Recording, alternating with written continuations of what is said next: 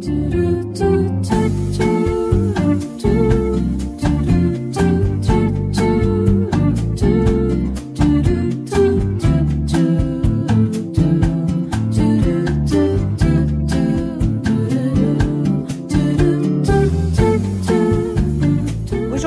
vous allez avoir le secret de la fameuse dafina, qui est l'étendard de la cuisine marocaine, de la cuisine juive marocaine. Pour faire cette bonne dafina aujourd'hui, je suis accompagnée de Sarah, qui m'a donné tous les petits secrets, tous les petits retours de main pour réussir une excellente dafina.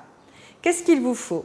Il vous faut des petites pommes de terre que j'ai passées au curcuma, des pois chiches, des patates douces, du riz, de l'orge perlée si on a envie, du blé. Ça, ce sont des piments rouges séchés qui serviront plus tard pour le blé et pour l'orge perlée. Au niveau de la viande, il vous faut 2 os.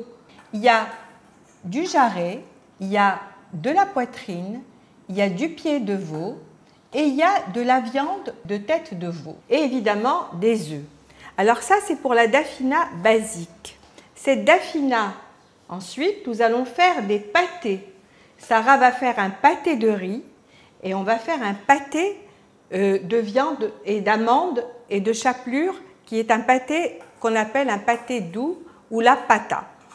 Nous allons maintenant procéder au pâté de riz.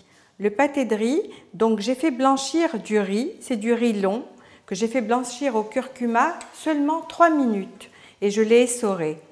Je lui rajoute 2 bonnes cuillères de chapelure. Alors votre chapelure peut être à base de challah, elle peut être à base de galettes de riz, c'est au choix et comme vous voulez, ce n'est pas du tout important.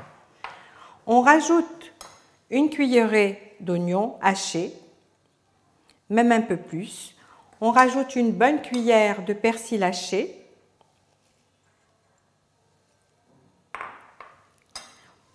un œuf,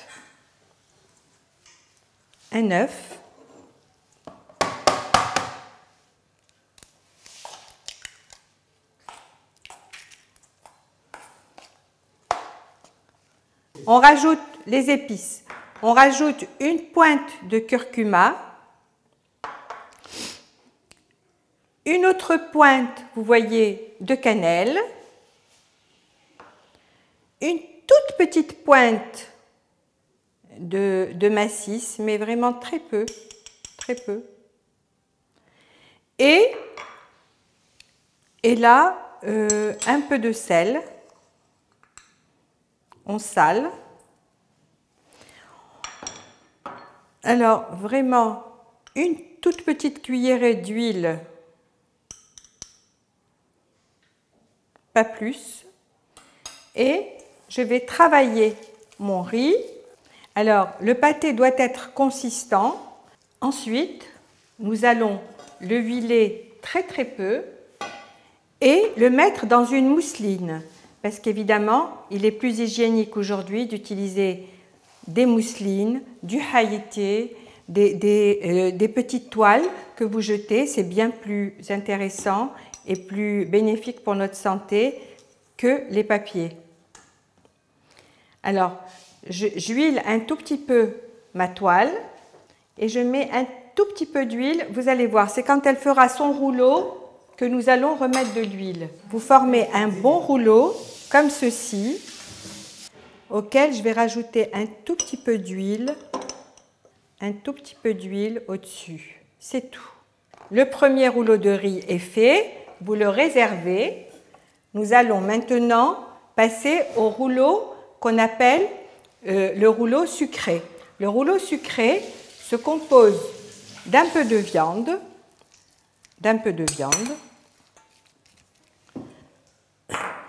d'amandes et de noix hachées, de la chapelure. Alors vous en mettez 1, 2, 3, 4 bonnes cuillères de chapelure, une cuillère de persil haché, de l'oignon, une bonne cuillère, et maintenant les épices.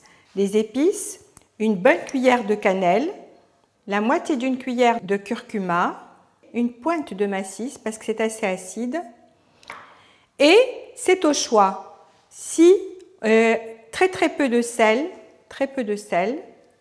alors c'est au choix. Il y en a qui l'aiment très sucré, donc moi je rajoute un peu de miel. Je rajoute un peu de miel et je mets un peu, ou alors je mets un peu de ce jus, c'est du sirop de coing, de coing confit. J'en mets un petit peu, voilà. Le reste va servir pour le reste de la daffina. Donc, toujours avec un œuf, je vais casser un œuf. Et maintenant, je vais travailler ma farce longtemps pour qu'elle soit une pâte homogène, si jamais votre viande n'est pas trop grasse, etc. Donc, à vous de réajuster. Alors, ma mousseline est prête.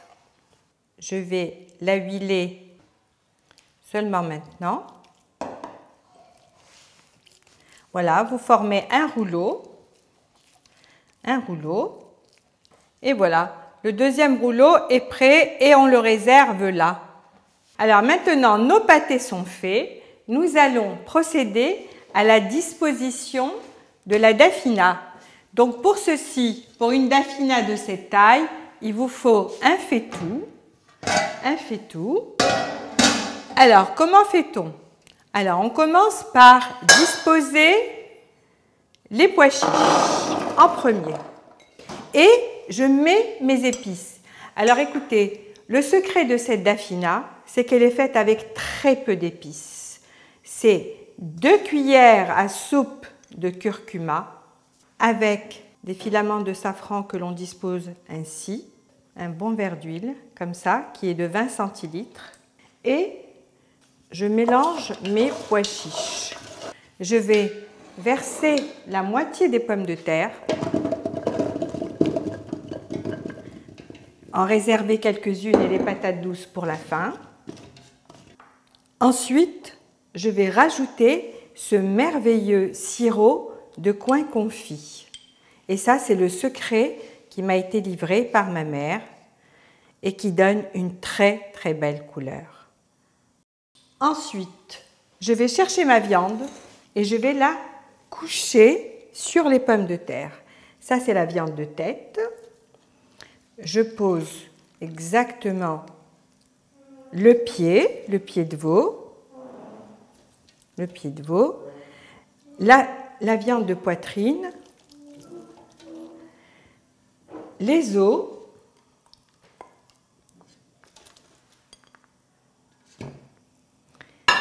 et je recouvre des pommes de terre restantes et des patates douces.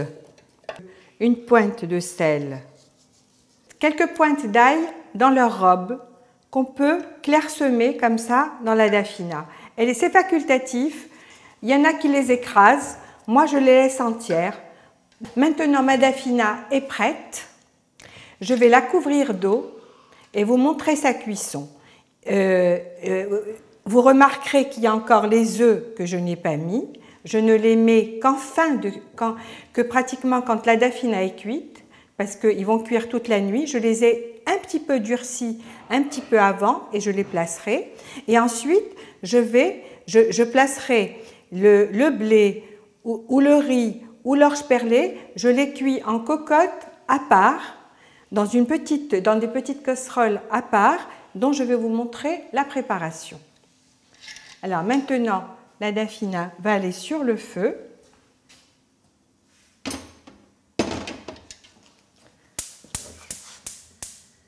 Voilà, sur un feu très très fort. Je recouvre d'eau et l'eau doit dépasser les pommes de terre. Elle va cuire maintenant. C'est cuit à couvert. On couvre. La daffina va cuire au moins 2 à 3 heures selon la quantité qu'il y a dans la marmite. En cours de cuisson, après 1 heure, je vais placer mes pâtés au-dessus et placer mes œufs à ce moment-là. On ne les place jamais en même temps. Ils seront placés après 1 heure parce qu'ils n'ont pas besoin d'autant de cuisson. Vous avez donc votre blé. une pointe de paprika, que je la mélange bien pour qu'elle pénètre bien, du curcuma, très peu de cumin, on en rajoutera au moment de servir, du sel. Je vais prendre 2 à 3 louches de sauce de Madafina que je vais incorporer à mon blé et je vais rajouter de l'eau parce qu'il faut que le blé cuise longtemps. Il a besoin d'au moins 1 heure de cuisson dans une casserole que je réserve ensuite et qu'on mettra sur la plaque à cuire toute la nuit. Il va cuire toute la nuit aussi bien mon blé que mon riz que mon orge perlé. Ça fait 3 heures que la dafina a cuit. J'ai pris un peu de son bouillon, je l'ai mis dans le blé qui a cuit aussi. Donc je pose tout sur la plata. Il est environ 4 heures de l'après-midi. Je place mes pâtés. Je place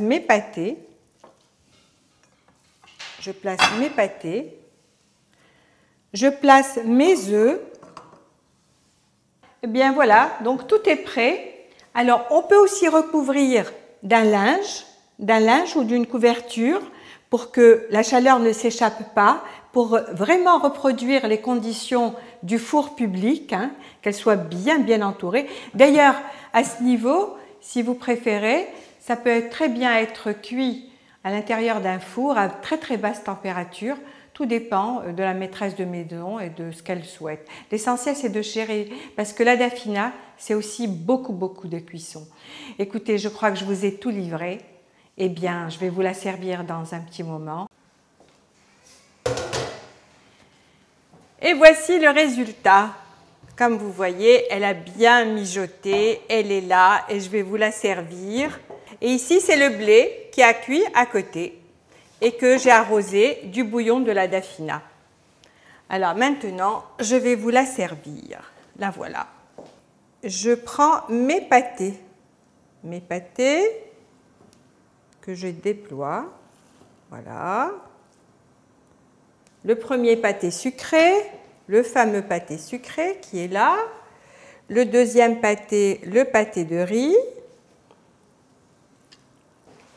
Et nous allons les découper. Un peu de sauce pour réhumecter les pâtés, pas beaucoup.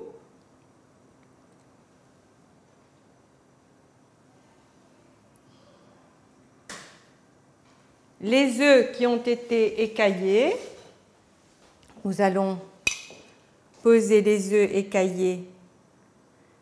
Vous voyez la belle couleur de l'œuf. C'est un œuf qui est assez unique. Nous allons disposer les viandes. Alors, je sors les viandes délicatement. Le jarret, il est là. La poitrine.